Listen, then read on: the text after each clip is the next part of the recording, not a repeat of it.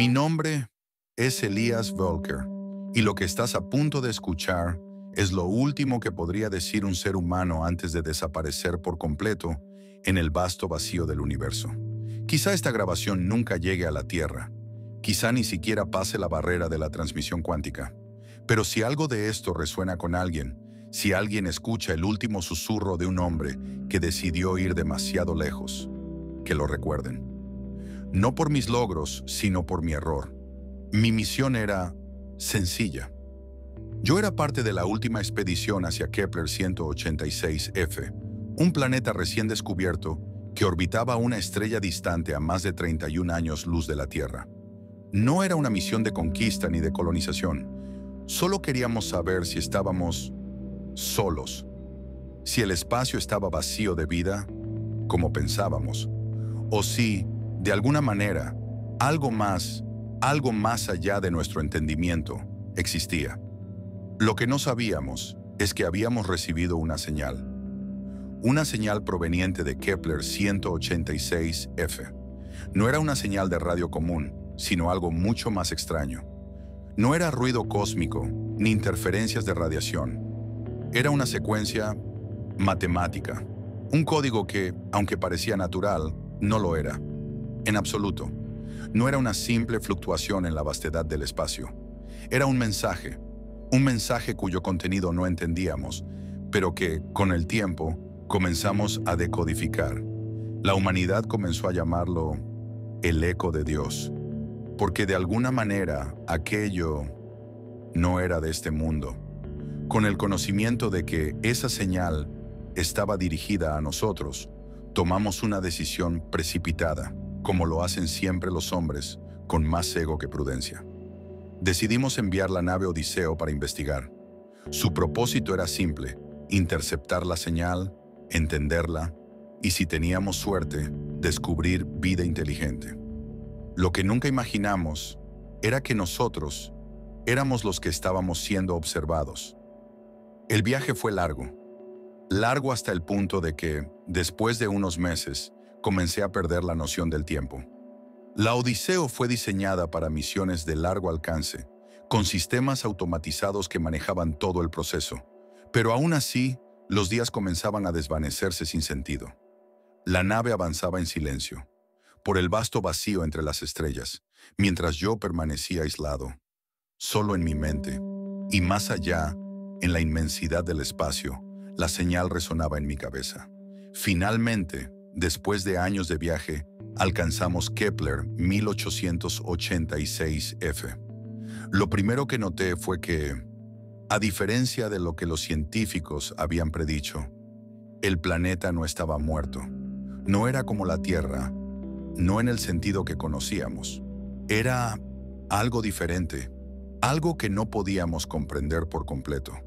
A medida que nos acercábamos, la atmósfera de Kepler 1865f parecía un manto de sombra, una penumbra constante que oscurecía incluso la luz de su estrella madre. Me quedé sin palabras cuando la nave aterrizó.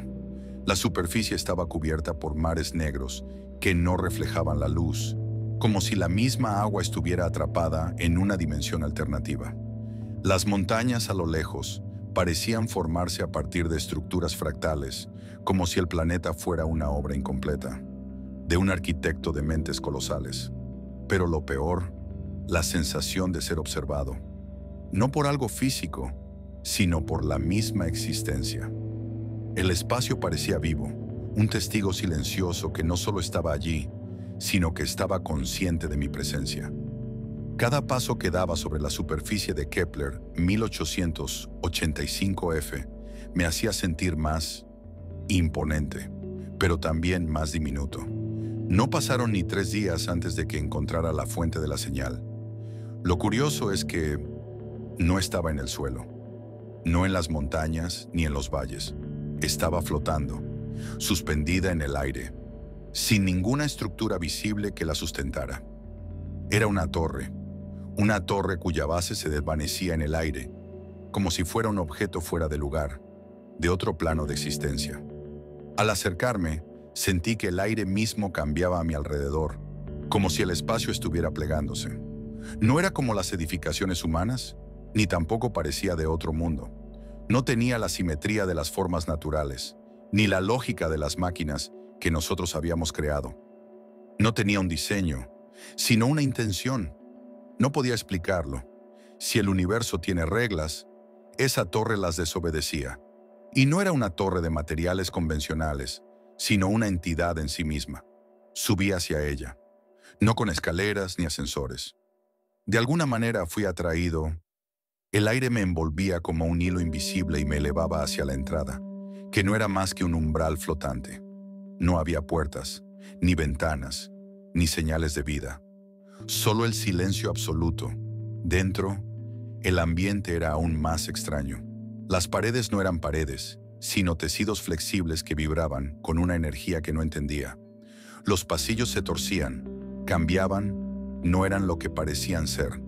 Cada rincón parecía observarme, esperando que no solo lo descubriera, sino que lo completara.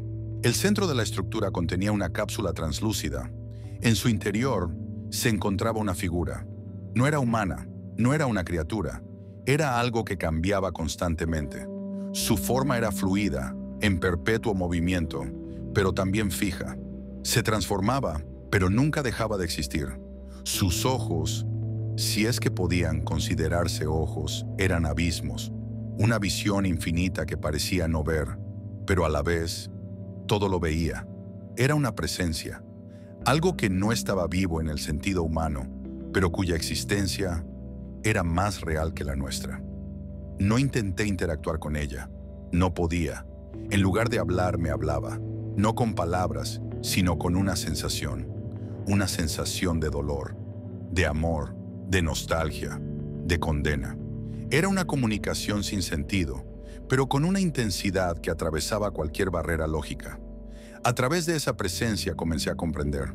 La torre, el planeta, todo era una prisión de mentes. Esta entidad no era un ser físico, no era una criatura de carne, era un pensamiento, una conciencia pura atrapada en ese lugar, en ese planeta, por razones que ni siquiera podía comprender. Lo que sucedió a continuación es algo que se desdibuja en mi mente, como una visión vaga que se pierde entre los pliegues de la realidad.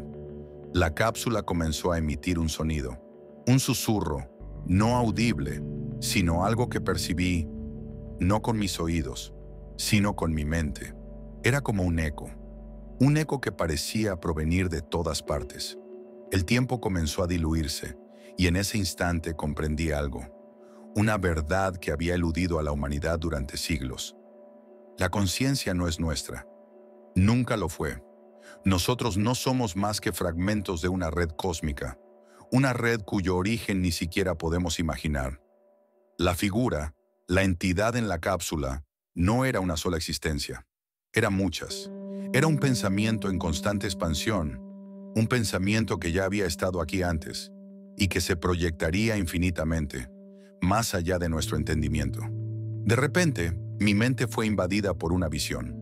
Vi el universo no como un lugar de estrellas y planetas, sino como una vasta mente, un pensamiento eterno que contenía a todas las criaturas, a todos los seres y a todas las civilizaciones, pero de una forma que no éramos capaces de comprender. Nosotros no estábamos separados del universo, no éramos observadores, éramos parte de un todo que existía en un plano mucho más profundo que la vida misma, una conciencia colectiva que se entrelazaba a través del tiempo y el espacio. Y entonces comprendí, en un estallido de claridad, la muerte no era el fin, nunca lo fue. Solo era un cambio de forma. Lo que pensábamos como nuestra individualidad era solo un reflejo fugaz de algo mucho más grande. Cuando desperté, ya no era Elias Felker. Lo sé porque no lo sentí. Era una sensación extraña, como si mi cuerpo ya no me perteneciera, como si el alma que me habitaba hubiera dejado de ser mía. ¿Acaso es posible perderse a uno mismo y sin embargo seguir existiendo? No sé cuánto tiempo estuve allí, perdido en ese estado de desconcierto cósmico, pero cuando recobré la conciencia, me encontré de nuevo en la nave Odiseo. Todo parecía estar en su lugar, el equipo, los sistemas, pero Algo estaba diferente. Mi mente ya no era la misma. Había sido tocada por algo fuera del tiempo. Algo mucho más grande que cualquier cosa que pudiera comprender. Al principio, traté de ignorarlo, pero la sensación persistió. La nave había despegado de Kepler 186f, y en su interior yo llevaba una parte de la entidad. Ese pensamiento infinito que había comenzado a desbordarse en mi conciencia. Lo peor no era la entidad misma, sino lo que se había fusionado con ella, mi propia soledad. Mi comprensión de lo que significaba existir se desvaneció al ver la verdad del universo.